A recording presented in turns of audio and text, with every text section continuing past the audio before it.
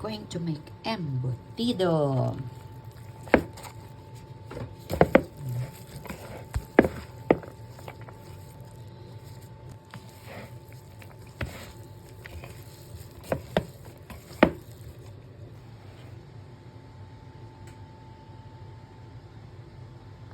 Ready to wrap na ang ating embutido. So, ito ang ating fillings, ang ating boiled egg, and our red sausages.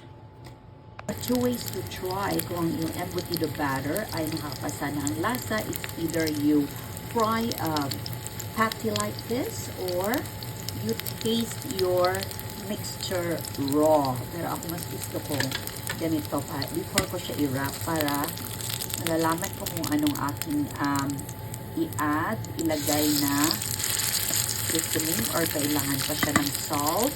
Health conscious naman na ayaw gumamit ng aluminum foil. You can just fry the embutido batter like this, parang patty siya, and serve with ketchup or mayonnaise. Pero kung gusto nyo ng embutido, then wrap with a foil kasi maganda ang kanyang presentation. So, i-try na natin.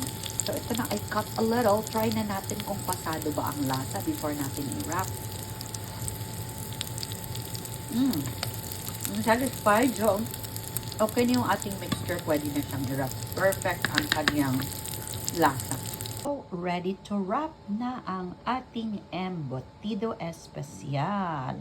Look at that. So, tips, kailangan quality talaga ang pag-roll and wrap ng embutido.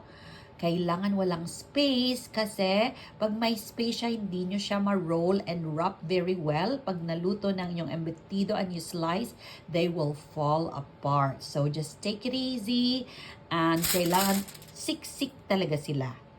So, ready to wrap na siya. So, ready to steam na ang ating embutido for 45 minutes. Look at that.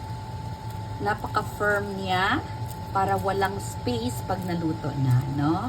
After ng 45 minutes of steaming, eto na, nakuha na natin sa steamer ang embutido. So, ready na yan kainin. Pero I like it kung overnight pa siya sa ref. Pero kung kakainin nyo na, just open and slice. Kasi lang wala akong extra ngayon. Tamang-tama lang talaga sa order. Kaya wala akong pang trial. Pero naka-trial and error na ako nito before. Kaya alam ko na. Ready to slice and serve with mayonnaise. Pero ako pag kumakain ako nito, just embutido kasi malasa na siya. So, depende sa inyo kung lagyan nyo siya ng mayonnaise. So, pag kumain kayo, slice and put either mayonnaise or ketchup or both. Mix na mayonnaise or ketchup. Pero pag kumain ako nito, ganito lang siya kasi malasa na. So, thank you for watching. Happy eating and cooking, everybody. Take care and God bless us all.